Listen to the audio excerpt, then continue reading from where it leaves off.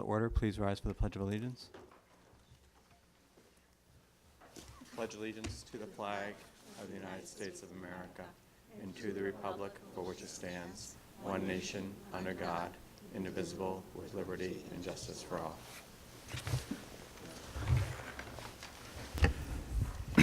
Welcome to our postponed Tiverton School District Committee meeting for February 14th, 2019. We will be primarily focusing on our budget. I've just received 2 checks from Representative Jay Edwards in the amount of $1,545 total as legislative grants. Thank you very much, Representative. He's always been a friend of the district and true advocate for Tiverton as a whole. New business, the FY item 3B, FY20 special education presentation. I believe Mrs. Krager from the Special Education District is here to present to us. Ms. Krager, thank you very much for coming. Welcome. It's good to be back. I think it was just about a year ago this time. We're going to get you mic'd, actually. So thank you, and it's good to be back. Thank you.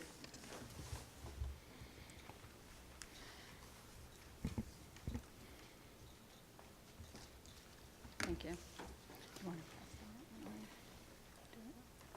All right, so before I present the budget, which is more towards the end of the presentation, I always feel like I have to just give a little bit of information about special education in Tiverton Public Schools because I don't get to see you as often. So just as we got the budget together, there are some, of course, goals and guiding principles that we think about as we prepare the budget. The first one is the law. We want to make sure that we're providing a free, appropriate public education to the students in Tiverton in the least restrictive environment.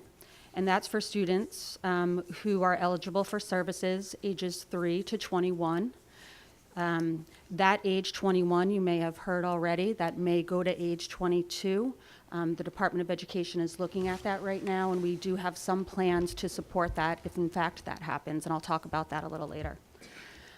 We also want to align our programs with the district program, the mission and vision that Tiverton Public Schools has. We want to make sure that we're providing rigorous design and special education services for the students in Tiverton, including social emotional learning programs as well as the academic services. We want to continue to close the gap for students in pre-K to 12. And also transition services. And we want to do all that, of course, while we maximize capacity with staffing. There are some known factors that we look at when we review the budget, personnel and contract commitments. You're going to hear the same, I know, from Dr. Sanchioni. District figures are enrollment, state and federal mandates, and the revenue and tuition that we receive.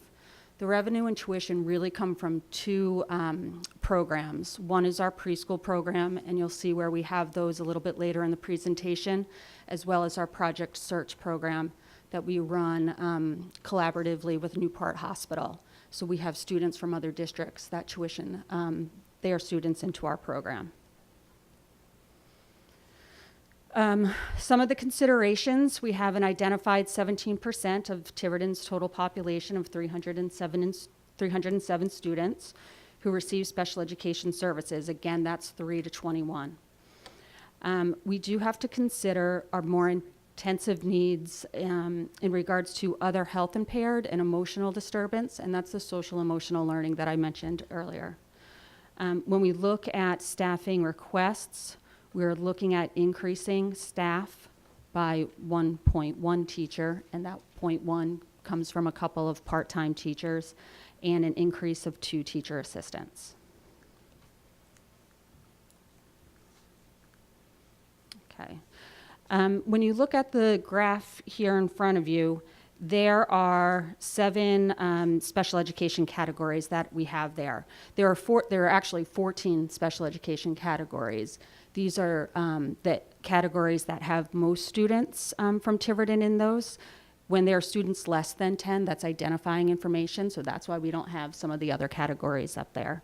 But you can see, like I said, that there is an increase in the emotional disturbance category and the other health impaired. Last year, if you remember, we were able to increase our social work in all of our schools. So we have a full-time social worker at our middle school and high school, and a 0.5 social worker and a 0.5 psychologist at our elementary schools to try and work with our students in those areas. So what does special education look like in Tiverton? When we look first at the district level, alongside our district administration and building level administration, we develop, implement, and monitor the special education process and programming. For example, we want to be sure students have meaningful access to Common Core curriculum. We do want to be sure that discipline procedures are followed appropriately. We allocate staff based on student needs, and we train and give staff tools to implement best practices in students' IEPs. When we move to the state level, there are specific outcomes that the state looks at for special education. Some of those indicators can be, like I said, least restrictive environment, making sure we have the right number of students in the regular ed classroom and not too many students receiving services outside the regular education classroom. Other indicators are graduation rates, discipline rates, transition services, and preschool services.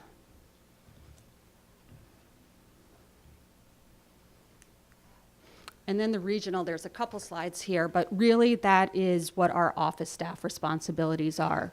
So alongside my assistant director, Mary Serber, who is with us tonight, we do have 3 staff in our office as well.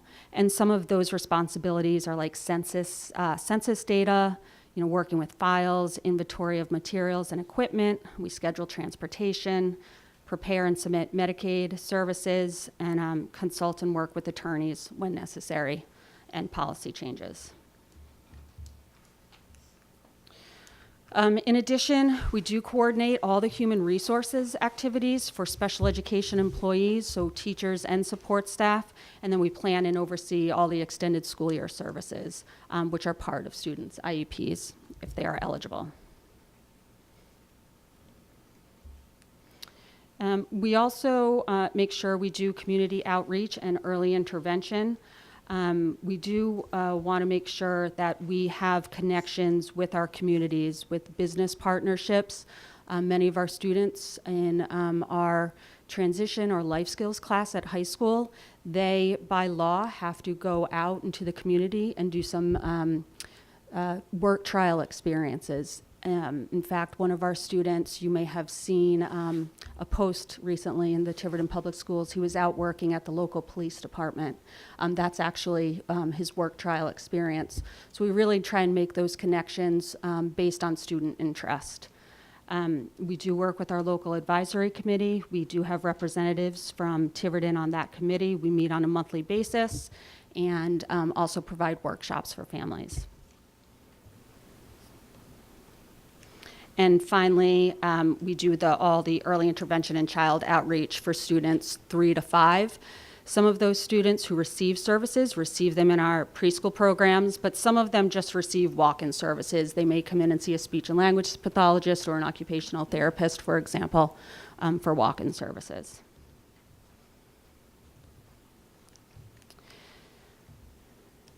And then when we talk about the school-based services, there's special education, obviously, services from special educators that are happening based on a student's IEP, but we also do all the evaluation for eligibility of services. And you can see there the kinds of evaluations that we do. And then we do the transition piece, like I said, from 18 to 21. It's part of the law and part of the IEP, where we do a lot more vocational training and adult sort of community participation as well. In that graph there, starting with general education, you can see the continuum of services. When we talk about least restrictive environment, obviously that happens in the regular classroom, but for some students, that's not the least restrictive environment, and their IEP goals cannot be met sufficiently in the regular education classroom. And we move from consultation or maybe some time spent outside of the classroom all the way up to sometimes students need to be in an out-of-district placement to receive a free appropriate public education. We do always try and bring the students back when they're ready. And we do have specialized programs in the buildings as well to try and meet the students' needs within the public setting. Some of those specialized programs are outlined here. And I tried to kind of color code it this year for you. The red are all of our preschool programs. So again, ages 3 through 5. We have an AM and PM program in every district. Those are quite full. We actually had to add a PM program at Ranger School just this month because of the number of students that we had to meet their IEPs. So all of those are integrated programs. That's where I mentioned where we get some of the revenue. There is one program that's not integrated, and that's just the AM program at Ranger, and that's students who just have more intensive needs, and they're really getting a lot of therapy throughout the day, too. We have specialized alternate assessment classrooms, really at every level. Students in these classrooms spend some of their day in the small group setting, really getting their core instruction in the small group setting, and then they all have meaningful access to the regular education classroom. So the special educator will work with the regular educator in that grade level and decide what makes the most sense and what's the most meaningful time for students to be included in that classroom setting. We do have behavior support programs, K through 6 this year. K through 1 is here at Tiverton at Pecasset School, and then the students, if they require that level of support, move to our Middletown program, and we have that up until grade 6. Next year, we are implementing a grade 7 and 8 behavior support program as well. That will also be hosted at Gaudet Middle School. So then we have the full range. But as you can see, those students will get older too in 7th and 8th grade, and if we need to look at a behavior support program to meet those student needs at the high school level, then we would be looking at that in the coming years too. I noticed you can see the Project Search program there that I talked a lot about last year. Again, a really nice community-based, vocational-based internship for students. And then as we plan for students 18 to 21, and possibly 22, we're going to be starting our own transition program next year as well. We're not quite sure where that will be yet. We're looking at several different locations, but it will be outside the high school setting and really looking at more of that vocational, community, work-based setting for students rather than sending them out. Right now, we are sending them to an out-of-district placement, but the number of students that we have this year, we really can develop our own program and keep them closer to home. And then our personnel organization sheet. There you can see all of the special education regional employees on the top. That includes all our social workers, psychologists, speech and language pathologists. All of those people are really assigned to 1 or 2 schools, but we do have the ability to utilize one of their expertise if we need it, because we are a little bit bigger with 3 towns. When we hire psychologists or social workers, we really get to look at expertise. If we already have someone who's an expert in autism, we might want to hire someone who has a little bit more expertise in students with behavioral challenges. And then when something comes up in a school and we need that expertise, then they can come over and work with the child, either do an evaluation or try and help the team plan, like do a behavior plan or something like that. So that is really nice that we can move back and forth with our specialists. And then the district special ed personnel, they're almost 21 special ed teachers in Tiverton and a little bit more than 33 teacher assistants. And just if you're writing anything down, Tiverton High School has 5.6 special educators regionally and 1.4 local. Tiverton Middle School has 6 special educators. Ranger has 2 regional and 1 local. Pecasset has 3.7 regional, 1.3 local, and Fort Barton has 3.6 regional. Oops. Sorry. So there's that Staffing, that's one of our bigger pieces in the regional budget. Secondary to that is our contracted and purchase services. These are, we do contract for our occupational therapists and physical therapists. There are some times where students need a little bit more expertise in the classroom, and they may need assistance from a certified behavior specialist or a registered behavior tech. Assistive technology services, interpreting services. Our students, like I mentioned, in 11th and 12th grade go out for jobs, so they go with a job coach, either one-on-one or 2 or 3-on-1, depending on the student needs. And then legal services are under contracted and purchase services as well. And then the other two main, main areas are transportation. And there is some local transportation, but there is some special education transportation, especially when students go out of district. And then all extended school year transportation is under our budget. Supplies and materials, that's really all of our testing materials. All of those related service providers that I talked about before conduct evaluations, so we purchase those evaluations. And then any adaptive materials for those specialized classrooms. Technology or adaptive equipment that's needed for one student, that is a district, that comes under the district budget because it's used only for one student. But our specialized classrooms do have equipment that all the students use, so that comes under the supplies and materials. So when we look at that now, this is our regional budget. So this is all 3 towns put together. So you can see most of that is the staffing and benefits piece. And then the other smaller sections are the contracted services, transportations, and supplies. So that's what it looks like regionally. And then I'm going to break it down for you for what it just is for Tiverton.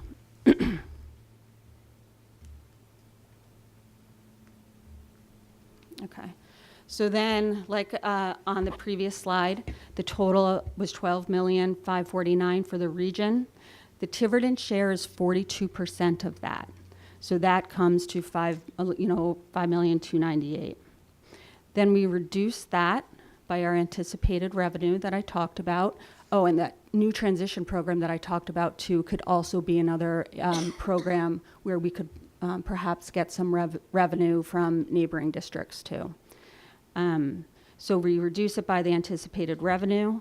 We reduce it by the local payroll because the special ed teachers are paid locally through Tiverton.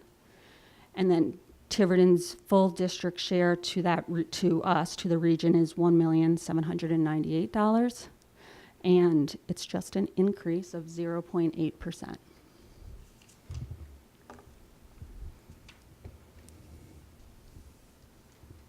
Questions?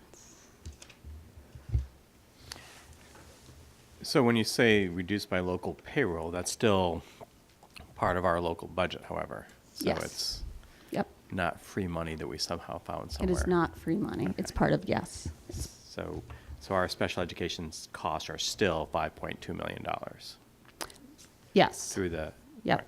Including the budget, the salary and benefits. Right. How is it determined whether or not someone is a local versus a regional employee? Not, I suppose, by the time of their hire, but how is it that is actually decided? So I'm glad you actually asked that question. Several years ago, there were more local special education teachers and less regional teachers. The regional teachers were really only the teachers of those specialized programs that I showed you in that slide. Mm-hmm. Years ago, before any of us were here, the Board of Superintendents decided as local special education teachers retired, why don't you hire them by the region, which had been happening. So that's where that difference came. It was only supposed to be the regional teachers. So the difference now is the hiring board.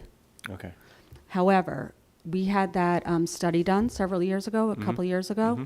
That was one of the recommendations from that study was to go back to the true shared service model. So the regional shared service model. So some of those teachers should start to become local teachers again, except for those regional programs where really all 3 towns are benefiting from. Okay, so Does that as make they sense? So- retire or leave or whatever. Exactly. We're going to be looking at hiring them locally. And just to sort of for everyone's clarity, again, the region is governed by a board of superintendents, which is the superintendents of the 3 districts. Correct. Okay. Yep, good question. There's another question I had. I can't remember what it was. Oh, so we have about 17% of students receiving services. Can you give us a sense of what again, for sort of everyone's clarity, the region is composed of Middletown, Tiverton, and Little Compton. Formerly Portsmouth was part of it, but they no longer are. Right. How do we compare primarily to Middletown? Little Compton's a little bit small for a meaningful comparison in Yeah. terms of percentages of students served. Middletown is 18% right now. Okay. The state is about 16 That was my right next now, question. so we are a little bit higher. We take eligibility very serious. The administrator sitting across from you can tell you that. There's a lot of data that we collect and look at. You saw that increase of other health impaired and emotional disturbance. We're really seeing that in the schools right now, and those students need specialized instruction. So they're getting it. How do we compare to ourselves longitudinally then? We've been about 15 to 17 the last 4 Tiverton. years, yeah. Prior to that, there had been some higher percentages. Okay. Thank you. Mm-hmm. Diane? Could you define for me other health impaired again? Yeah, so that's, good question too, I should have done that before. Other health impaired are students who have a health impairment that are impacting their day-to-day performance. So it could be ADHD, it could be epilepsy, diabetes, students that have cancer, and that's impacting their performance. So it's really a health impairment that is having a negative effect on their education, and that requires special ed support. So I'm looking at these statistics. We went from 35 to 51 in the course of a year. Is it exactly that?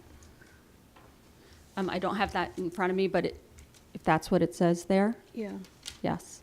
that's Can you just look at that and see if that's it? very Go significant. back to- What slide are you looking at? Just the graph.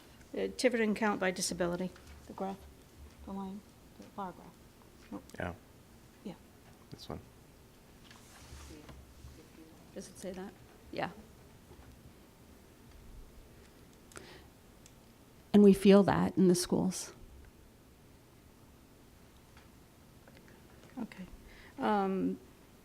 I do have a couple of other questions. Sure.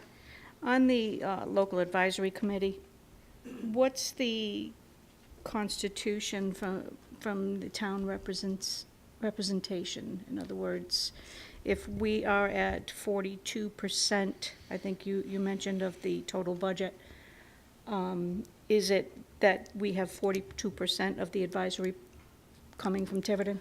We would love 42%. Right now, the advisory is made up of about 5 people. Mhm. There's 1 person from Tiverton right now. And what kind of outreach has there been? There's been a lot this year, and we have 3 new people on our board who are very motivated to get new members. And the person who is representing Tiverton right now on that board has some ideas on how to do that too. So, we outreach at the beginning of every year at every IEP meeting. Parents are given a brochure of the local advisory committee, and that includes all of our meeting dates, the purpose of it. Where are the meetings held? The meetings are held at our office. Okay. Do you think that's part of the reason? I haven't heard that, but we actually did speak about that, maybe switching off every other month, doing one in Middletown and one in Tiverton. So we did talk about that with our new group. Okay. And kind of on the same theme, looking at the specialized programs, what goes into the decision to place a program in, and I don't want to leave Little Compton to the side, but recognizing that they are Sure. so small. Sure. What goes into the decisions to place, for example, one specialized classroom in Tiverton versus Middletown, and et cetera? Yes, some of it has, some of those programs have been in some of those locations already, for some time, so you don't really want to move those if they're being successful. So we do try and build from there. The alternate assessment classrooms, the majority of them are in Tiverton because it just makes sense so the kids aren't transitioning from town to town, where they can have a pretty decent time frame in one town or one school. So we tried to do the same actually with our behavior support program. Some of it comes down to the number of rooms available for the programs too. So we do try and make it as consistent, Diane, as possible for the students and not move them from town to town if we can. Okay, I mean, I'm just noticing the behavior support in particular for Tiverton ends at grade 1. It does. It's just an early childhood program, and if they still require that, and we do tell families that when they're in a specialized program that it is a regional program. So the following year or the next program is in Middletown. We do tell families that as early as we can.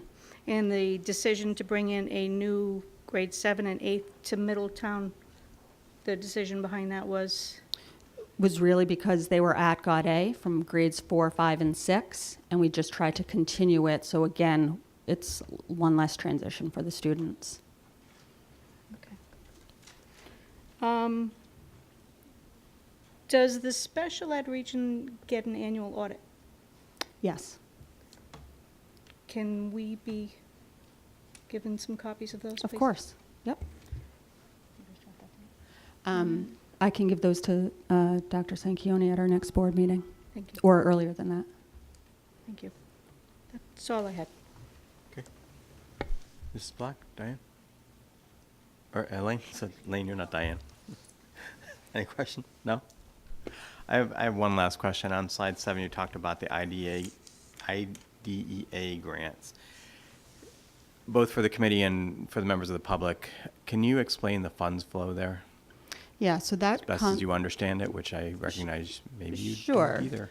Sure, and Amy and I actually work on this collaboratively, but there is part of the Consolidated Resource Plan that is strictly for IDEA funding, and that comes from the number of students that are eligible, number of students in the town, their categories. So maybe even start with explaining what IDEA funding is. So Individuals with Disabilities Education Act, that's the law governing students with special education needs. And there is funds because of that law, federal and state funds for IEP services.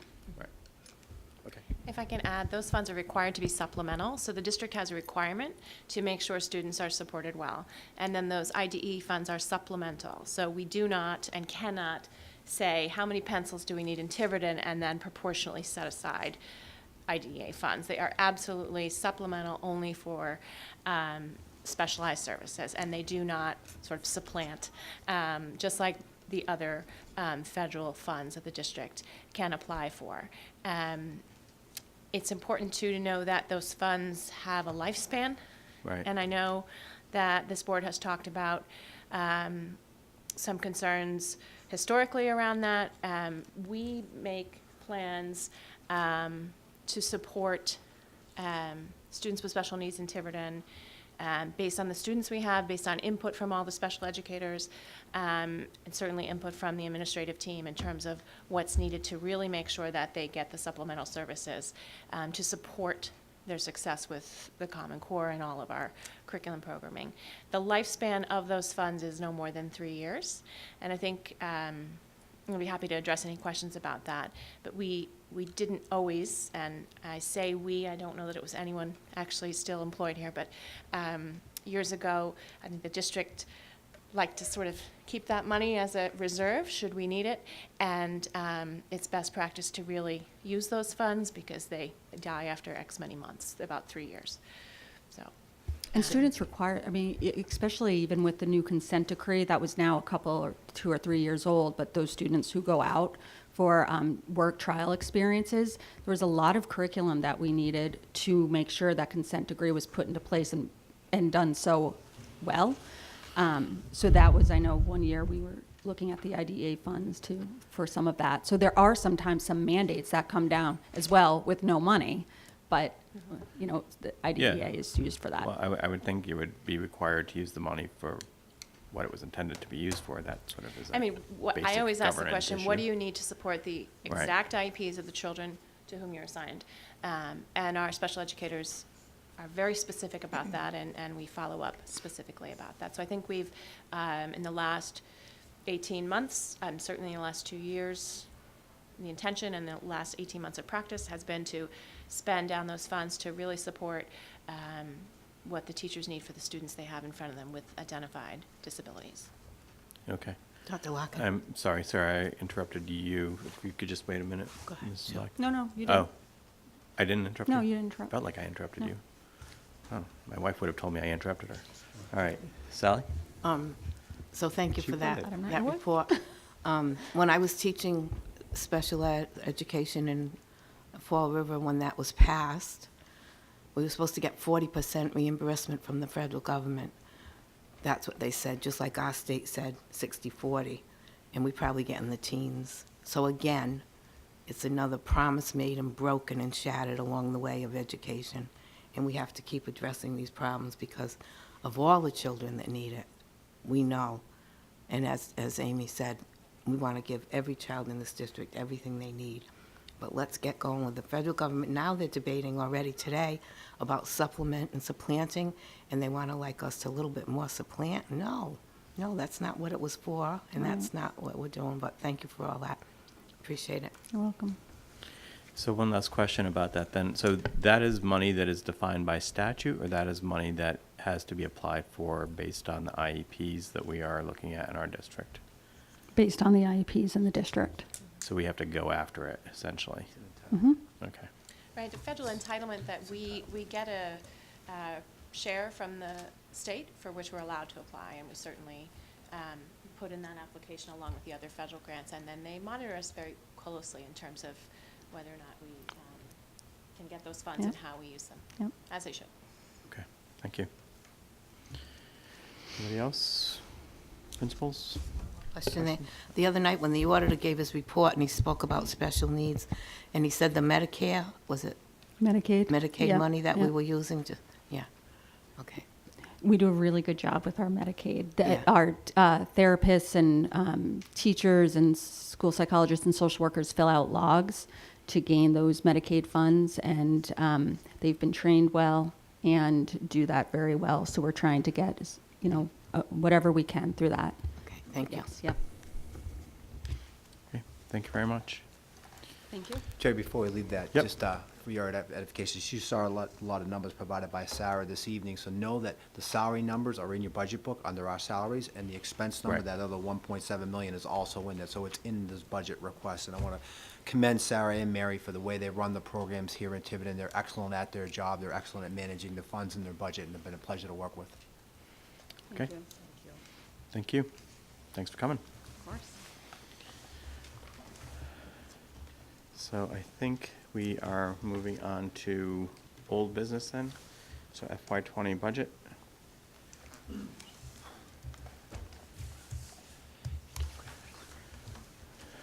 Peter, you're going to lead us in this? Yes. Or would you rather not? No, rather would. Absolutely. Happy Valentine's Day. So, you've seen this presentation, and I've updated it as certainly numbers have changed and requests have changed and so forth. So what I thought I'd do is I'll get to the big numbers again and then give you a quick overview. So again, just remind everyone the goals we set out when we started putting this budget together, and I say we, collective effort of the administration in the district, so forth. And, we talked about all the fixed and mandated costs we have to account for, maintaining all our professional positions, adding select positions based upon increasing student achievement, all the costs associated with special education that you heard here today, costs with energy, maintenance, and transportation, reports you've seen earlier in this process, increase some capacity for technology and curriculum, and it's all about providing a high-quality education. And that, we call it a budget, but it's really an educational plan, and I keep coming back to that. And I won't go through all this data, you've seen this, but our population is stabilized, and you can make some per pupil assumptions and some tax rate assumptions on some of the slides I've already gone through with you. But just coming back to the big numbers, and I know this is part of the conversation for this evening, is the budget I presented to you is a needs-based budget. It's a budget based upon the needs of the students who attend this school, and that's what the 7% budget represents. So you can see the large numbers here, and I'll speak to it in round numbers. So we're approximately at 30.2 million right now. We'd like to add that 2.1 million, which is 7%, and bring the budget up to about 32.3 million. You know, and I'll skip these slides here. You've seen this. It's basically how we divide it. But the things is, the main portion of the budget is salary. This is 80% of the request. And this is the people who do a wonderful job with our students on an annual basis. So when I do apples to apples and compare the FY19 salary budget, which is the top number there, the 17.2 million, and show you the things that are going to drive the increases in salary. So cost of steps, that's a fixed and mandated cost. The cost of lanes, that's a fixed and mandated cost. The COLA, that's a fixed and mandated cost. Staff addition is something that's a thing we'd like to do, it's certainly not fixed or mandated. Longevity is a fixed and mandated cost. So the salary budget increases by about 10%. Overall, it's a almost $7 million increase, 18.9 million.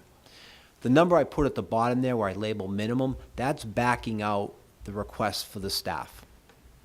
So that 18.3 million or almost 18.4 million, that's the minimum. That keeps everyone that we currently employ here based upon the fixed and mandated cost of the contract. Dr. Sanquioni, are you calling the contractual increases in salary COLA? So okay, so Yes. that's, okay. Yes. So the 3% to NEA and to And, Council well, remember, this is 94. FY20's budget, so it's the next Right. year's contract. Right. Yep. Got, or 3.5%. Yep. Okay. You know, we talked about adding 7.8 FTE and a lot of stipended positions. I've given you an update document for that this evening. We've gone through this with you already. Principals are here this evening if you have any questions about any of these positions. Again, we've talked about a 1.0 as a full-time person, and you see a lot of .20s. Those are taking part-time people and making them full-time. But the overall impact is designed based upon the needs of our students. And then the other 20% of our budget is expenses. And so again, you know, comparatively, it's 13 million this year. We need to add a little over 400,000. So it brings it up to about 13.4 million. It's a 3% increase. And the drivers there are the things we'd like to do in technology, a small amount to athletics, such as woefully underfunded, and the transportation. You saw that report 2 or 3 weeks ago, and that's a fixed and mandated cost. That's our contractual cost going up for all the transportation we provide to our students. Separate from this operating budget, so not included in that $32 million budget, is capital. And how do we fund capital? What's the request there? So you have a complete capital plan. I gave you an update this evening looking at all the needs of the district. I provided you the RIDE capital plan as part of the district capital plan. I merged those two together for you. And here what I'm showing you is the requests that have been identified as the most needy. And we've talked about this. We saw some of this in the tours that we took at the middle school and at the high school this past Saturday. So I spoke to you about the intercom system and the bathrooms and the front doors at the middle school. A small amount for the tennis courts, but it's it's $5,000 now, or it's going to be $50,000 in a couple of years if they're not cared for. The maintenance contract, which is the boilers at all 5 schools, and a critical element is the adoption of a K-8 literacy program, that is currently not in place in this district. So again, the principals are here if you want to ask questions about any of those items that are up here as the top ones, but certainly any item on the capital plan that affects any one of our schools. And then I showed you some historical numbers here, how the budget has been increased over the last 5 fiscal years. So that's the left column, and you can see that the increases are basically under 1%. Last year was a 1.1. And then equal to that, that fund balance, which you hear a lot of people refer to, and supporting the schools, and it certainly has supported the schools to a great extent. But you see where it is in FY19, and as you know, you've authorized the expenditure out of the fund balance to help offset the cost of these projects. So where the fund balance currently resides is really the amount of money you want to keep in place as a rainy day account in case something catastrophic happens at a school, or you get a couple of expensive special ed move-ins and you've got to account for those costs or whatever that may be. So it's really at a level now that, you know, any auditor would say to you, I would recommend you're not using this or incorporating that into your spending plan. I would reserve that for, you know, an unexpected cost. Dr. Sanquioni, if I can interrupt you for a second. So if you could go back to that slide. I think it's important to note, and I would, especially if we're going to use this slide for presentations to the public or to the budget committee, to note that in particular the FY18 and FY19 increases were completely out of additional state aid. State aid. And it would be important to break out every year's increase in terms of what the local levy increase was, because that's really what people want to know, is how much additional funds have come from the taxpayers, the citizens of Tiverton, and in those last 2 years, it was 0. All right. Thank you for saving me the math calculation, Denosius. We'll figure that out for you. Great point. Yes, thank you. Easy to vote on, it's hard to swallow. But again, I'll call your attention to that, because when I go through the 3 permutations of the budget, it's going to be critical to understand the town contribution and the state contribution compared to our needs moving forward. You know, this slide here, I'm going to leave this in there, and I think hopefully this will resonate with anyone who sees this. I mean, this is 2019. Like, schools should have a 99% graduation rate. There's no such thing as 15 to 20 students not graduating. That can't happen. And I'm going to say to you, and I say it with the greatest amount of confidence because I'm looking at 5 people across from me and 2 people to my left, we can hit 100%. We have the plan to do that. But we have to be supported financially to do it. And, you know, that's not the goal. That has to happen. And, you know, I just love this line. The investment has to come first. You're not going to get the returns until you invest in this district. So it gets into these 3 sort of scenarios that you folks will wrangle with. So the 7% budget, which is all the numbers I've been showing you, so I've offset it now by state aid, which we know right now anyways, it's $772,747, which the 3rd bulleted item says that the town would need to provide about $1.3 million or 4.46%. And what that does then is it meets all our fixed mandated costs, allows us to hire 7-point FTE and those stipended positions, allows us to increase technology, curriculum, and athletics, still leaves the capital, though, to be funded, but it allows us to do some amazing things for the district. Then there's a 4% budget. And in this scenario here, it requires about $1.8 million in revenue. Again, you offset the state aid, the 2nd bulleted item, which requires the town to contribute about $800,000 or 2.7%. So what that does then is it meets all our fixed and mandated costs. We don't hire anyone. We do minimum, or I would say small amounts allocated to technology, curriculum, and the athletic budget. So basically covers fixed and mandated cost. And again, leaves capital there to be funded. So that, again, that requires an $813,000 investment. Could you clarify, and I'm sorry to break Sure. your stride on this, but capital to be funded, by whom? Well, I thought that's a conversation you have to talk to us about and talk to the town about. I mean, capital is not part of the operating budget. It is not part of that 4% or No. part of that 7%? No. Okay.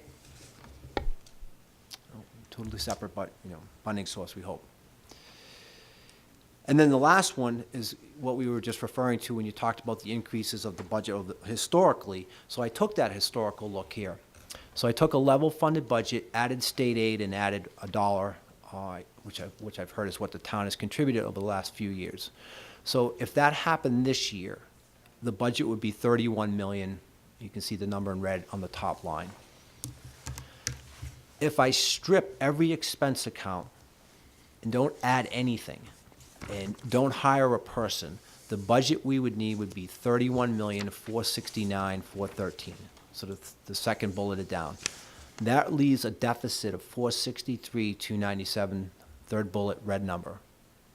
So again, what I'm expressing to you is if the same scenario takes place that's happened in Tiverton for the last 2 years, that deficit presents itself. But I need to emphasize what I'm saying to you in that $31 million budget, that is a stripped budget. The only place you can address that 463 is through personnel. And this district cannot afford to cut any personnel. And again, it leaves the 591 as a capital expense that needs to be funded.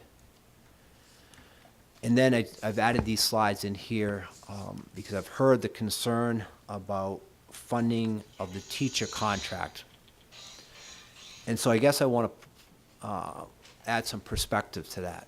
And so what I've done is taken this year and added in the raise or the COLA that our staff has experienced, and then matched it to some other towns. And here's what you have. So this is step one of every town that's listed their contract. And you can see that maybe Tiverton is closing the gap a little bit, but there's still a discrepancy. And then I took step 5. You know, the gap's a little closer, but it's still, and then I took, top step. And so the point being is that, you know, if anyone says to you as a school committee, you know, the contract or the agreement you work with NEA was extravagant or overboard, I mean, here's your evidence to say you did the right thing. You absolutely did the right thing, and you have a lot of more work to do to continue to get our teachers caught up. So that I don't think that can ever be used in a way to say to hold this budget request back. Absolutely not. So you have your budget book, you have some updated pages for new requests, you have some updated pages for capital. Principals are here to speak about anything that you may want to ask specific to the buildings, and certainly want to answer those questions so we can keep moving this in the right direction.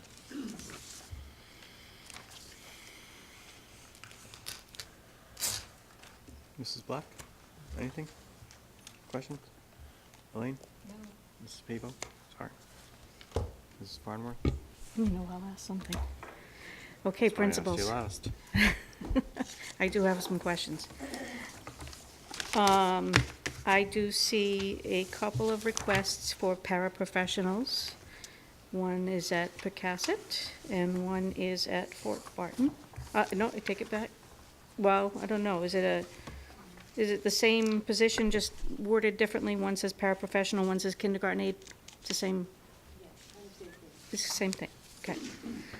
So I guess question one, is this the same request that you had all made last year that we denied, or had to? Correct, yes. Okay. And then secondly, Mr. Cabral, you don't need it? We've yearly is put in a request for a full-time kindergarten. I put more of an emphasis on increasing our remedial math position. Okay. To full-time, instead of going down the route of going full-time kindergarten age. We haven't been successful in probably 10 years. Well, excuse me, not 10 years. Since kindergarten became full-time. So what's that, 3 years now? How many aides are in the kindergarten classes now? Two in each class, 2 half-time aides in each class, so there's 4 aides. Right. They're not only in the class, though, they're also our recess lunch aides.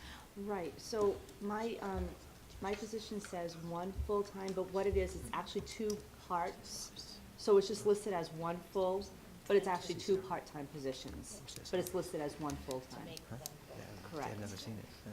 Because they're two existing part-time positions.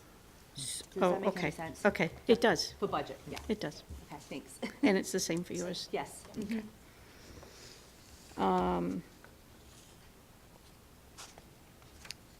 I guess my next question is for Dr. Sanquioni. Not seeing any requests for any additional mathematics, aside from one small request from Ranger. Certainly, the conversation throughout the state and in Tiverton has been the need to beef up mathematics all across. Could you help me understand why there aren't any math-specific requests? I'll start with, and again, I ask my colleagues to join in. I believe the teachers have the right tools to teach math. Eureka Math is one of the most highly rated mathematic programs out there, and we can certainly show you the reports from Ed Reports, who does that type of ratings. And our math, we have math, obviously highly skilled math teachers at every level. We have math specialists helping out at the middle school, obviously at the elementary level, to do that. I think the key to what you're asking me is in what we've asked you to do in around professional development. We need to continue to develop the skills of our math teachers to better deliver the curriculum and to allow them to become more highly trained. And I think that's the key to our mathematics instruction. The tools are there, the skill is there. It's just harnessing that. And so that's the critical nature of asking you for things like early release days and more time to work with our staff. Okay.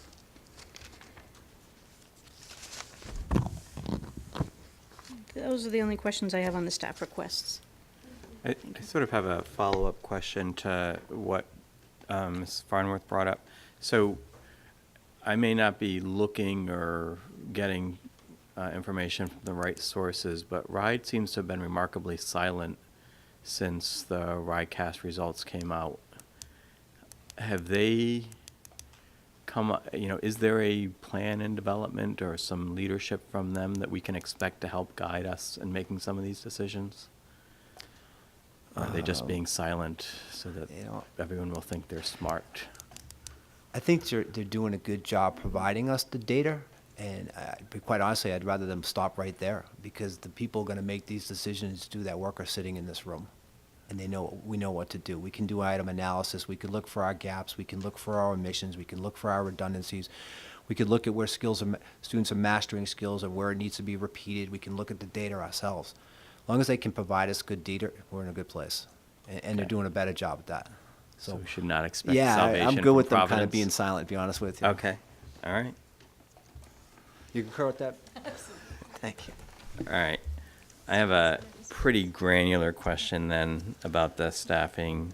So we're increasing the Portuguese at the high school, I think, by 0.2, correct? Yes. So my understanding right now is when students enter middle school, they don't have any language in 5th grade, then they have a year or a half year of Spanish, half year of Portuguese. Mrs. Craven, maybe why don't you actually tell me what happens in middle school with language? And actually, that's going to change for next year. Okay, To help feed Chris's program. Okay. So we're going to offer, working on a schedule adjustment right now, so we can offer Spanish and Portuguese grades 5 to 8. okay, And that will assist with, when they get to the high school, they can then take a placement test to decide which language they want to go into when they get to 9th grade, and the advanced Portuguese at 9th grade and beyond. okay.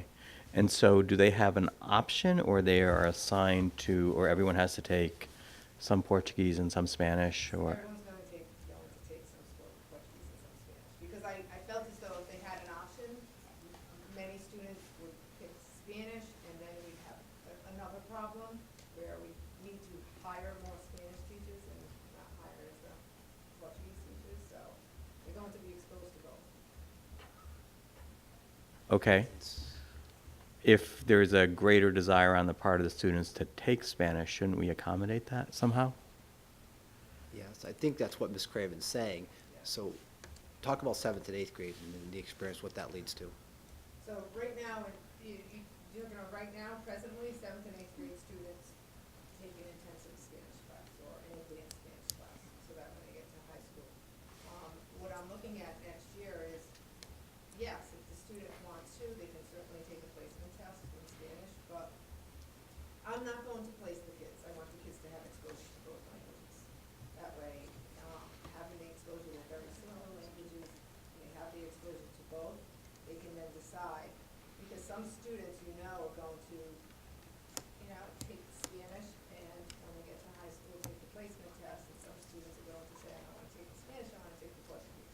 So exposing them to both would give them, it's just a natural way to give them that choice of the language they want to take.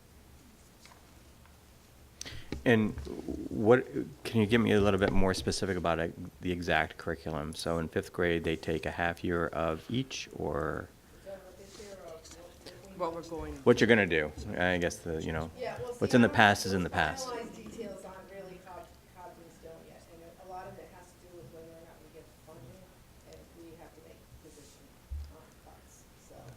Okay. They get the- So if this budget is approved, what would you anticipate doing? I anticipate that the students in 5 through 8 will be able to take in 5th and 6th grade both Spanish, exposure to Spanish and Portuguese, and then in 7th and 8th grade they can take it if they intend to take. So 7th and 8th grade, they can either, I'm going to opt into Spanish, I'm going to opt into Portuguese. Got it.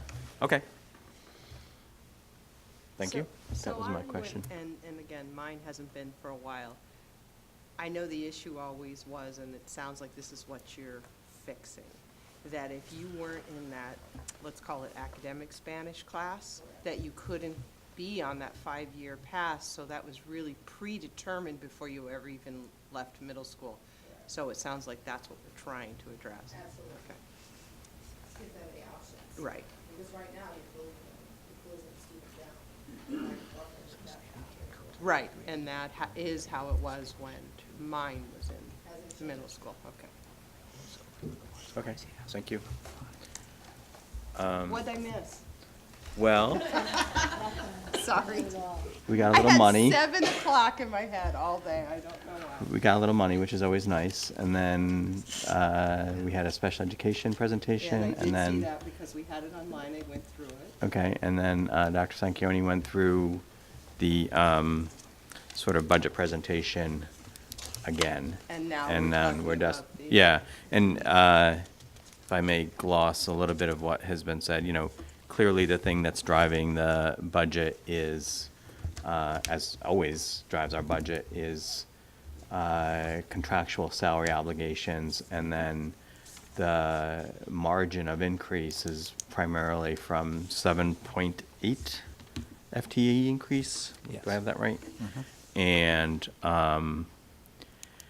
then we need to get into that capital issue at some point as well, but that's really what's driving, and the stipends to a lesser extent and some other things, but it's primarily the 7-point FTEs as it was 3 weeks ago.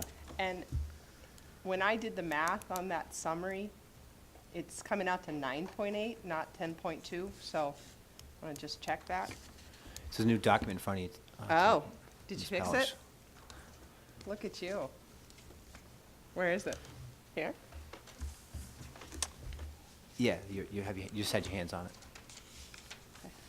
I see the FTE. This one? That's the capital. It's capital. That's all you gave us, This- is capital and Yep, FTEs? yep, this one here? No, this is a new one. This is new tonight. Yeah. I don't know what the total is. I didn't check it. I'm talking about, in this package, there's a FY20 summary, Yes. So that I think that's 9.8 instead of 10.2.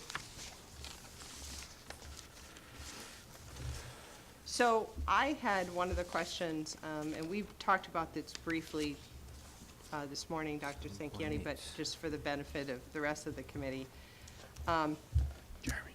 I sort of had some questions because if you think about it, we're saying these are our priorities. This is where we think the money needs to be spent to bring the district forward, so we have to go out and defend that. One of the questions I had gotten, and I posed to Dr. Sanchioni this morning, is, well, stipends, really? Are stipends really one of the places that we think, should be maybe not the highest priority, but still a priority? And if you wouldn't mind just kind of going over what you said to me this morning, and then I'll add my own thoughts. Sure, so if you have the document I provided you today, we actually adjusted it a little bit. I met with our athletic director to make sure our requests were solid, and so the ones that remain are, the ones in the arena of athletics are either sport programs like track that we're offering, but yet we're not paying these coaches at all. And these programs are growing exponentially. They're above, the women's team is above 25, the men's team is above 40. Same thing with the other coaches that are being requested there. They're all sports that have large number of students participating, yet these positions are just not funded. And then all the, I would call clubs or activities that are non-athletic there are clubs that are currently exist at Tiverton High School, yet we're not paying these people to offer this. And so, you know, you run the risk that they're just going to evaporate. They're going to go away at some point, depending on the teacher and how, I guess, generous they want to be with their time. But it seems somewhat unfair, too. I mean, we have a whole, if you look in your budget book, you see a bunch of clubs and activities being funded, and who says these are funded over these? And, you know, these may have more students in it than those. It's, you know, it's an equity issue. And, you know, first based on students and giving them a great opportunity to be involved in things that may drive them coming to school or being highly active in school, making those connections with a trusted adult. So a lot of those reasons play into this request. And we, you know, I was happy to hear that because, as you guys know, consistently I have an issue with paying for some and not paying for others. My philosophy has always been, if we are going to approve them as a body, we need to approve the funding to go with it. If we're going to make a decision that we don't have the funding, then we might have to say, I'm sorry, not this year. But if we're going to support them, if we're going to bring them into the Tiverton community, the Tiverton School District, it's always been my opinion that we need to fund them. And certainly some of these clubs and some of these positions have been here for a long time, not being funded. So while maybe it's not priority 1 or 2, and if, you know, it's certainly, to me, it is a priority. It is an equitable priority. It is, you know, sort of a change for us of the way of doing business. If we're going to approve something, we need to fund it. So that was sort of my explanation to the person who asked me, along with what you said. And I think, too, we have to remember that people are saying, well, what differentiates our high school? And certainly we want it to be academics, but this is also part of it. Sometimes people choose Tiverton High School or Tiverton Middle School because we can offer these after-school activities that perhaps a private school cannot. So it is a differentiator, as you know, for us, as well as, you know, a motivator for kids. But I did want to just touch on that because I did get that question. Yes, Mrs. Black. So everyone knows how I feel about this because they call it the extension of the classroom, those courses. And I know, after being here since 1980, that a lot of kids come to school just for that. They get through the day to do these things afterwards. And I don't care what keeps them here, as long as something keeps them here, keeps their grades up, because otherwise they can't play. And I've seen kids just go get extra tutoring, extra help, just so they could do whatever they love after school. So I agree with Deb, and I know Deb's always questioned, if we're going to do one, we have to do the others. And as she said, as I read through these, they've been just around forever, and our people have been so good to give their time. But it's only fair to give them something to do it. And I strongly, and it's not a huge amount of money. I mean, it's not going to tip the budget over, but it's going to provide access to opportunity, which is what I think we've always been all about. Thank you. Can I ask one detailed question? Middle school soccer, is that? Self-funded. It's been self-funded, it's only been there for 2 seasons. years. Yeah, I don't see it on here. Well, it does In bring up the request. question of if we are going to fund other programs, you know, try and be more comprehensive in our support of the Well, I sport think that's programs. it. That Are was we- what I asked at the last meeting. I said, we there's neglecting the stuff middle that's not school? on here.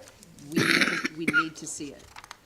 So I think Dr. Sanquioni had challenged his principals again to come back with things that aren't funded, correct? Peter? Yes, I have, I'm trying to find middle school soccer for you. Yeah. There's and never if- been and if a we- line and if- item for it. It was self-funded. Because it was self-funded, it's never been on a line item. But I don't know what makes it any different than any of these others, because I some of think these that's are my ads point. as well. In track, we just started track last spring. Did we have a men's team and a women's team separate? No. So these are going to be the implementation of new teams, in addition to compensating coaches. Right. How many coaches did we have last year? You had one, I believe. So we're going to increase that to 4? Again, And you're pay looking 'em at the all. number of students who are participating, it would warrant that. Okay. And how many students do we have in tennis? know there's 30 on the boys' team, because that's 30? 30, right? Because they want to run a JV program. Oh, they can play on both, can't they? Yes. Yes. The boys and girls tennis are popular. Are they? Okay. Okay.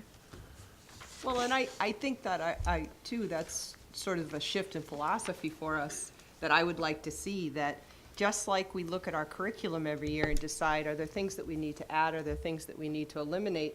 You know, I'd like to see the AD and the coaches sort of look at this. Are there things we need to add, are there things we need to eliminate? You know, and have a really, you know, much more comprehensive approach to our after-school offerings as well, because to date, I think it's kind of been, if you want it, you come and ask us for permission, and then you have to fundraise it, and then at some point, it ends up in the budget, and so I would like to see us just have a much more thoughtful approach to how we're addressing those things as well, because So they are important. So I guess the question is there more that should be under stipends? And that's is what we we're probably asking. need And I to think push back and ask. including the middle school and potentially, I suppose, the elementary schools as well, although their after-school programs are not as intense. I'm sorry? The core program provides our after. Right, theirs are right, nonprofit, they're right, not yeah. things that Right. we, So really, I think it would be useful to hear from the middle school in particular, and whether or not there's other things in the high school. yeah, so we'll just challenge have you a to, Chris and Full picture of the Sue, to issues. go back and just make sure that we've captured everything. Okay. Anything else? Anybody else? So this is actually the last time we'll meet before, unless we, Well, I think we need to have a discussion on the capital. well, too. I know, I'm Okay. just sort of, before we. I didn't want you to move- close the meeting. I am not closing the meeting.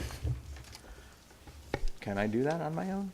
No, Because just asking if for you're a telling friend. me that I can, I might, but Asking You've for- already This wrecked dinner, okay? is our, I will repeat, there is no room for romance in a budget. I'm asking for. There is, this is the last meeting unless, God forbid, we schedule another one between now and when we meet with the Budget Committee. So before we move off sort of the requests and go to capital, are there any other questions or any other comments?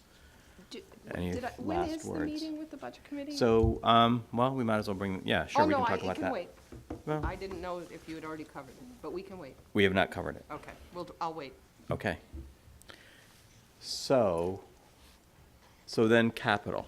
Capital. So there is $591,000 that we need to, so that is above and beyond what we're talking about with the $32 million budget. And that is the items in red on this sheet. Correct? Yes, I was going to ask David to bring it Can we, back up yeah, I on was the just gonna say, slide can we there. bring that up on the screen? But on the document I gave you this evening, yes, the items in red. I mean, you can see there's a list there, and certainly if you want to prioritize something different than we have, we can have that discussion. There's items in red and blue. Did I lose the But sheet? to me, the red was the most critical, which is the 591. So I have, my first question is the maintenance contract. So that is an ongoing, that's gonna be an ongoing expense. I thought we had talked about moving that into the regular budget, and I thought when we went through the slide show on the budget, it was there, but it was for 93,000. It is still in there, yeah. And I gave you a copy of the contract. It should have been Right. attached in the Right. budget. But I guess my question is, where is it? Is it gonna be in capital? Because that doesn't seem to be the right place for it, in my view. It currently resides in capital. Okay, but wasn't there I thought it was also in the other, No, it's not in the operating budget at all. it's not in the operating budget at all. So I think when we had our first session, we did talk about this. Yeah, The maintenance That's why I'm bringing it up. contract, this 100,000 will be an annual expense over the life of the contract, correct? Yeah, give or take, I mean, depending on, so it again, I would, gave you the contract, the pricing comes down depending on the length of the contract you want to sign with the company, so it could be as low as 85 or a high of almost 100. Okay, yeah, I remember seeing that. So, and it is expected to save us on other maintenance costs that we're currently incurring. Right, so Right. at the elementary level now, we have to call in a technician to maintain the boilers. The offset was about 24,000, based upon last year's actuals. And is that in the budget, the It's in the budget, 24,000 yeah. reduction? No, it's not a reduction in the budget yet. So I think I I agree mean, with, it would have been faulty to do that, not knowing if this contract was gonna be actualized. Oh, gotcha. Okay, so on, oh, okay, that is capital, sorry, never mind. Go ahead. So if we've I'm not closing the shifted the meeting. 100 into the operating budget, it would go in as a net 75,000. Yes. So, in my view, through the, through this entire renovation project that, for, I guess, like 4 years now, is that this is gonna be a prudent ongoing expense. So, I don't see this ever going away, as an expense. no, I think one of the problems that we've had in the school department and in the town in general is that we haven't maintained our assets. And That's a that complaint we always this- get, yeah. Well, This maintenance contract is showing that we want to maintain these assets. yeah, and we just spent And, $15 and it million. really does need to be considered as part of operating. Right. So the So- devil's advocate is, what are we getting with this contract that our own people that we pay can't be doing? Mr. Mendes? The new systems at the middle school, high school, I think require a specialty that, may not be possessed at this time, and a level of, Can we ask Mr. Mendes to come up and talk to that? Yeah. Speak to And that? that's a perfectly adequate answer. I'm gonna ask the questions that I think I'm gonna get asked, and please don't take it to be antagonistic at all. I'm just trying to, What we're getting with this contract is all filters in the system will be changed quarterly. We are doing it yearly. So it's going to get, the filters for air quality will be changed 3 times more often than we are doing and we don't personally. have the manpower to be doing Right, that. we don't have the manpower to do it quarterly. Also, any problems we have with boilers and heating system, we can call them. It's no charge, no extra charge for this, with this maintenance contract. Right now, we call the guy, he comes down, he spends 8 hours, we're talking $2,000, $3,000, sometimes even more, if he's gotta spend a second day here. So we have to hire out-of-district consultants to come in Yes. every single time something goes wrong. Does the contract also cover routine maintenance? In other words, will they schedule, Yes, quarterly. they will come in and they'll tighten bolts and whatever? Yes, they'll, Okay. as they're changing the filters, they'll check the whole thing. Okay. Which roof units they'll do during the day. Inside units, like the univents in the classrooms, they'll do a night schedule when the kids are not here. To help out. And this is for the 5 schools? Yes, that's for 5 schools. So this came up under discussions when we were working through the, current renovation project at the high school and the middle school, and we're going from buildings that were built in 1966 and 1976 to buildings that are approaching, hopefully, 21st century type of technology. So it's a degree of sophistication to begin with, not that we couldn't master that locally, but then you're just sort of allocating that much more resource to understanding the system. And then when the 3 elementary schools were done, what was it, 10 years ago? 11 and almost 12 now. Yeah, so those, there was no maintenance contract for those schools, and I think that's where we're gonna start to see increased costs. So while it may be $24,000 now, first, those schools are gonna start to probably show some signs of wear. And, the last thing we wanna do is have this, major investment that we've made, hopefully, not as significant, we won't make this big a one for, decades. We'll all be sort of out of this room, hopefully. And What- it'll be somebody else's problem. And this is the way of it, making it their problem, not ours. How, how is the costing? Like, are we locked in for 1 year Actuarial. and then there's gonna be a cost, it's gonna be based upon some, They gave us 3 options depending on the length of the contract you want to Okay. sign. what are the options, just out of curiosity? So it's 1, 2, or 3 years, right? Right, and the cost, the longer you sign. So the- what's this one? That's the top one, that's 1 year. So 3 years, 85,000. 5 years. 5 80. years. 5 years, I'm sorry. So if you were to commit to 5 years, it would be 85K per. Yep. Less, so then less the 24. Let, take out We're the other talking one. 60. Yeah, that seems like a good number, good investment. What kind of things are excluded? Because they're not gonna do everything. Did anything jump out at you like, oh, you're excluding that? You know how when you get, they ask you at the store, do you want a maintenance program on your refrigerator? And it's never worth it. Yes. So, Haven't bought one yet. so nothing jumped out at you Nothing like, jumped They won't out. come and fix your refrigerator. isn't it? No, I'm just saying. Okay, Nothing really jumped out at me. okay, good. So 60K a year, that seems like a So- good deal. And this was reviewed by RGB, our. Oh, it was? Yeah. Good. Dr. Larkin? Yes, Mrs. Block? Mr. Mendes, didn't you say you're already trained to look at some of the things differently? Yes, we are trained to look at the equipment itself. So Yeah. say we seen something on there that we didn't like, we could call them up and say, hey, this isn't right. They Right. could get on their computer, look at it and say, yeah, there is a problem, we're gonna send a guy down. So I would invite any citizen to come, please, and see these boilers, because when I went on the tour, from the Titanic that we had before to what I saw, I know that, it looks like you needed somebody from NASA to take care of these, so I hope this is a good idea, I really think so. So then tonight's question, I guess, is do we want to pursue a 5-year contract at a net cost of $60,000 and shift that over to the operating budget? That would be my bias. I would or agree. My Yeah. feeling. Okay. So, Yeah, so I'll redo the numbers for next Thursday. yeah. And then the question we're going to have to, or the discussion we're going to have with the budget committee is then funding Thank you, the Mike. balance of the capital. Well, we're not done yet. I know. Let's keep going. There'll be more. So, all right. So do you want to talk about any other issues on the capital? Bathrooms, perhaps? I'll let Diane take that. Go for it.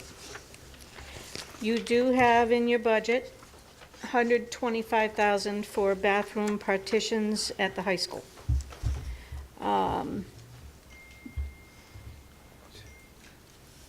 After going through the tours last weekend, and after hearing from multiple folks in town, parents in particular, I would prefer that we not spend $125,000 on partitions, but rather come up with a more holistic plan to gut every single bathroom in this school and the middle school over time if necessary.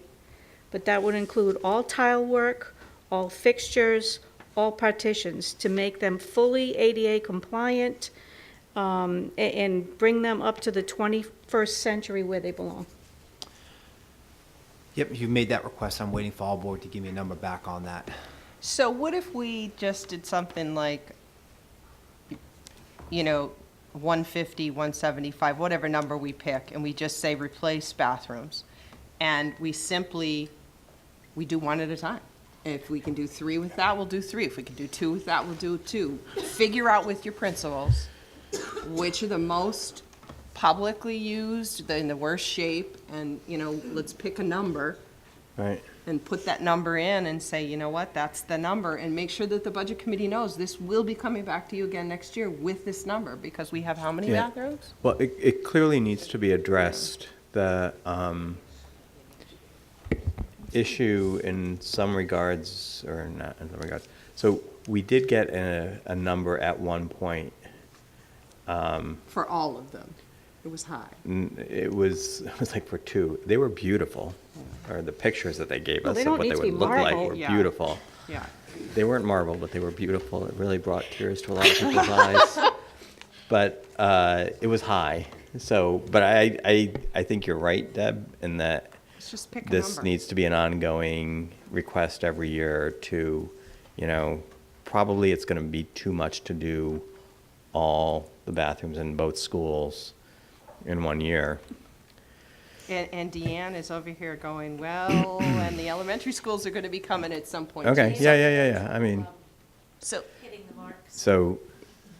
so, so I think the point being, let's put a number, a recurring number in there that we're gonna chip away. It's just, what should that number be? right. And we've put such an investment in these schools in the last 2 years. And really, this is the one glaring issue that, at least from a public perspective, that I see. I'm sure we could spend money Well, we can 3 always spend money. times. Well, it's It's just, this is so glaring. and it's one of those things, that everybody has to use the bathroom during the day. Let's make sure that they're clean, up to, as, maybe they're not gonna be marble, but, we can have decent fixtures, Right, decent which tiles. They have to be compliant. Let's start there. Sure. Absolutely. Yeah, ADA compliant That's would a be good nice start. yeah. Did Albert give a sense of when they were gonna have a number for us? No, but I'll give them a call tomorrow to remind them. Okay. So what if we, because we just removed 100, Right, so what if we made that 200? what if we made that 200? And then however far that can go, it can go.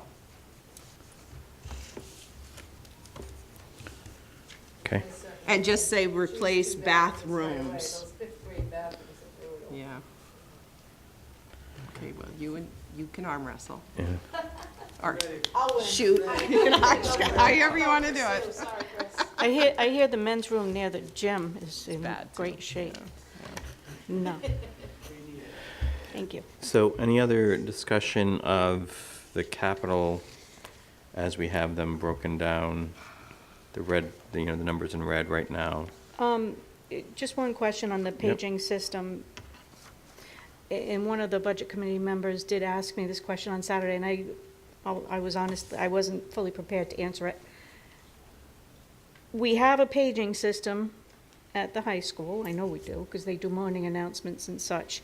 This is going to augment that to allow for coverage in some of these other areas, or is this going to replace the entire system?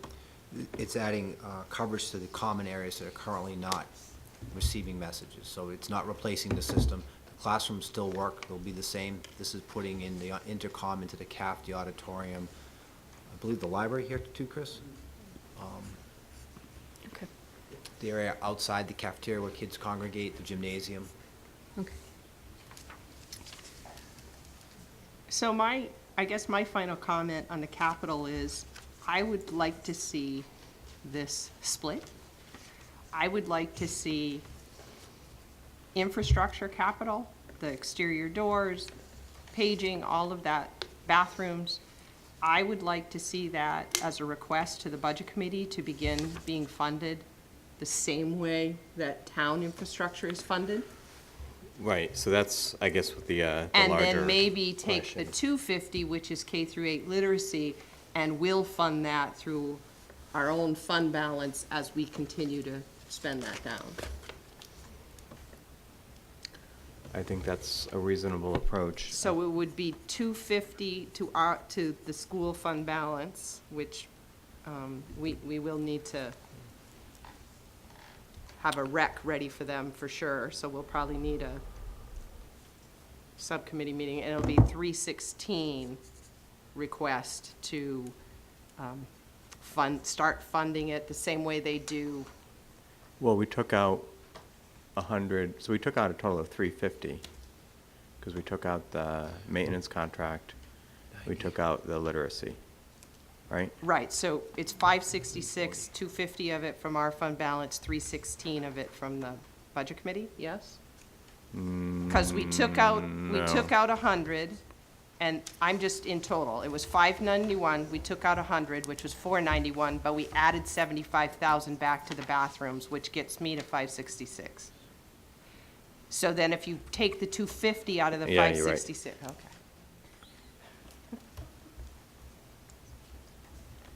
So. Yeah, my- 316? 316. My Right. point being that, you know, we get attacked every single year for the size of our fund balance.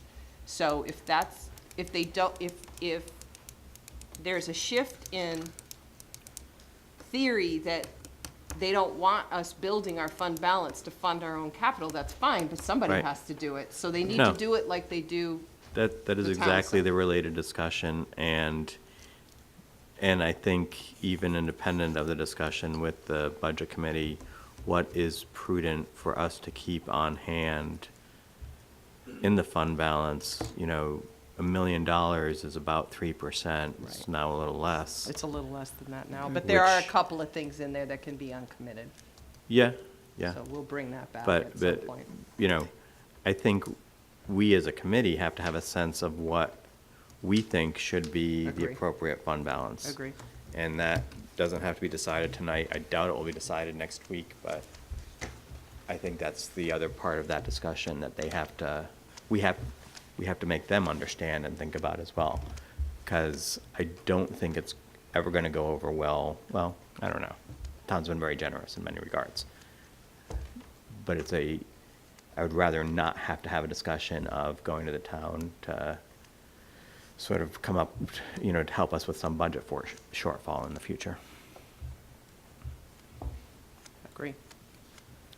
So that'll start with, I think, we should probably have a finance subcommittee meeting, really get our hands around that fund balance, what's been spent to And I date. have my list for you to go over. Oh, please. good. What's Thank you. been spent to date, what's been committed, what we think we can uncommit now, and really come back with a good sheet so that we all can understand, because that will be the first thing, probably the budget committee. And I I want to actually think You it's an can do that important part of that before presentation. Next Thursday? and I want to go have it made. We at meet next Coral's, Thursday? My big Yeah. new chart. With the We budget can committee. probably meet before next Thursday. I don't think we can come back to the board before, unless you want to have a meeting before. No, you guys, if you guys have the information, so We we can will. share it. You can share it with me. You can share it, and we will be in open session next Thursday, so you Okay. can give it to us then. Okay, so My question was, can you guys have a finance subcommittee meeting between now and next Thursday? I don't think you necessarily have to. I think I don't we need sleep now, to we so- sort of need to take the temperature of the budget committee. 10 a.m. at, 10 p.m. is always good. We'll figure that out. Okay. So toward that, so we are meeting with the budget committee next Thursday. I have asked them to put us on for 8 o'clock because the middle school wax museum Thank you very much. Yes, that's is wonderful. then, I invited them to actually attend that so they can see the schools in action, not just the buildings themselves, and offered the middle school library as a venue for their meeting. They're gonna discuss that tonight. I have a feeling they won't be able to take us up on the invitation because their docket is so full. But I did invite them, and I'm waiting to hear back from Mr. Karen about that. That's a great idea. So, you. 8 o'clock? You're not my wife, are you? What? So you requested 8? 8 o'clock, probably at the town hall, maybe at the middle school. Okay. We'll let you all know. So was there anything else in capital in the out years that people thought needed to, I guess, Peter, you sort of identified the things with your principles that you were like, nah, this really has to come first. Yeah, that was the purpose of the chart, is to Yep. give you, everything in red that's critical, blue is important, and then there's out years. I like the out years because it's important for people to see there's a lot of out year. Yeah, it's good. I think And that's what they want to see. They want to know that. So we can assume that those items that we won't be going forward with for request will move to the out To years. the out years. Yeah, absolutely, you'll get this redone every year, so Okay. if it's not funded, it just moves the year out. Okay. And perhaps some kind of an indicator that it was on a previous year's request as well, just Okay. to remind us. Oh, Okay. wait, I just realized we have renovate bathroom in here a couple of different times. So are we gonna consolidate all of those to be 200?